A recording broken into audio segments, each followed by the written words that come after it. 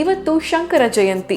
ಮಹಾ ತತ್ವಜ್ಞಾನಿ ವಿದ್ವಾಂಸರು ಜಗದ್ಗುರುಗಳಾಗಿರುವಂತ ಶಂಕರಾಚಾರ್ಯರ ಜನ್ಮ ವಾರ್ಷಿಕೋತ್ಸವ. ಹಾಗಾಗಿ ಶಂಕರಾಚಾರ್ಯರ ಬಗ್ಗೆ ಒಂದು ಸಣ್ಣ ಪರಿಚಯವನ್ನ ನಾನು ನಿಮ್ಗೆ ಮಾಡ್ಕೊಡ್ತಿದ್ದೀನಿ. ನಾನು ಹಂಸ ಯೂಟ್ಯೂಬ್, ಫೇಸ್ಬುಕ್ ಹಾಗೆ ಇನ್ಸ್ಟಾಗ್ರಾಮ್ ಅಲ್ಲಿ ನನ್ನ ಫಾಲೋ ಮಾಡಿ. ಕೇರಳದ ಕಾಲಡಿ ಎನ್ನುವಂತ ಸಣ್ಣ ಊರಲ್ಲಿ ಶಿವಗುರು ಹಾಗೇನೆ ಆರ್ಯಾಂಬ ಅನ್ನುವಂತ ದಂಪತಿ ವಾಸ ಮಾಡ್ತಿರ್ತಾರೆ. ಇವರಿಗೆ ಮದುವೆ ಆಗಿ ಎಷ್ಟು ವರ್ಷ ಆದ್ರೂ ಕೂಡ ಮಕ್ಕಳೇ ಆಗಿರೋದಿಲ್ಲ. ತ್ರಿಶೂರಲ್ಲಿರುವಂತ ವೃಷಭಾಚಲೇಶ್ವರ ಸ್ವಾಮಿಯನ್ನ ಪ್ರಾರ್ಥನೆ ಮಾಡಿದ್ಮೇಲಿಂದ ಅವರ ಕನಸು ನನಸಾಗತ್ತೆ.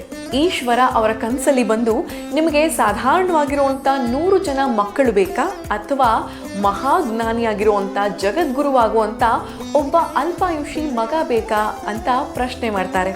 ಆಗ ಈ ದಂಪತಿ ಅಲ್ಪಾಯು ಆಗುವಂತ ಮಹಾಜ್ಞಾನಿಯಾಗಿರುವಂತ ಮಗನನ್ನ ಆಯ್ಕೆ ಮಾಡ್ಕೊಳ್ತಾರೆ. ಇದಾಗಿ ಸ್ವಲ್ಪ ದಿನದಲ್ಲೇನೆ ಇವರ ಮನೆಯಲ್ಲಿ ಒಂದು ಗಂಡು ಮಗುವಿನ ಜನನ ಆಗತ್ತೆ.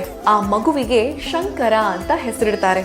ಅವರೇನೆ ನಮ್ಮ ಆದಿ ಶಂಕರಾಚಾರ್ಯರು. ಶಂಕರಾಚಾರ್ಯರು 8ನೇ ವಯಸ್ಸಿಗೆ ಸನ್ಯಾಸತ್ವನ ಸ್ವೀಕಾರ ಮಾಡ್ತಾರೆ.